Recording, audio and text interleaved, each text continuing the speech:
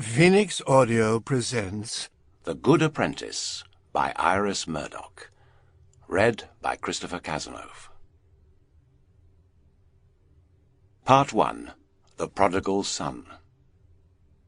I will arise and go to my father, and will say unto him, Father, I have sinned against heaven and before thee, and am no more worthy to be called thy son. These were not perhaps the actual words which Edward Baltram uttered to himself on the occasion of his momentous and mysterious summons, yet their echo was not absent even then, and later he repeated them often.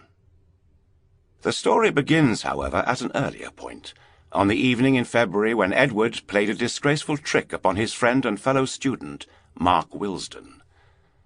The magisterial drug which transports its initiates to heaven or to hell had been surreptitiously administered. Mark, who had so loftily disapproved and so peevishly refused, now lay a helpless victim, giggling and babbling upon the lamplit divan bed in Edward's small bed-sitter upon the second floor of a shabby terrace house in Camden Town.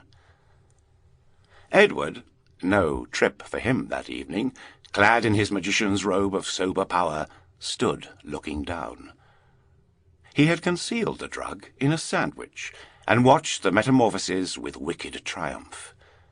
His sole anxiety vanished as soon as it became clear that Mark was destined to have a happy journey. If he had sent his friend even temporarily to hell, he would have felt most uncomfortable. As it was, Mark's face, beautiful at any time, was transfigured by a luminous ecstasy.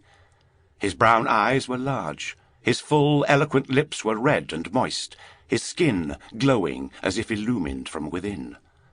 The drops of sweat upon his forehead, the hairs of his elegantly clipped moustache and beard stood out and shone as if his face had become a priestly mask inlaid with precious stones. With his longish head he looked like an Egyptian king.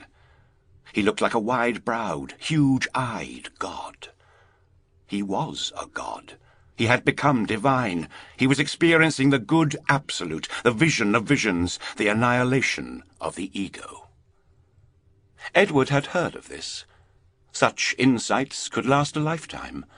Mark would be grateful to him later. Edward's own experiences, though picturesque and thrilling, had not been mystical. Mark, whom Edward admired and loved, was a mystical type. Edward, contemplating the transfiguration of his friend, felt quite faint with joy. Mark, who had been laughing continuously in a low, undulating, rhythmical giggle. Sample complete. Ready to continue?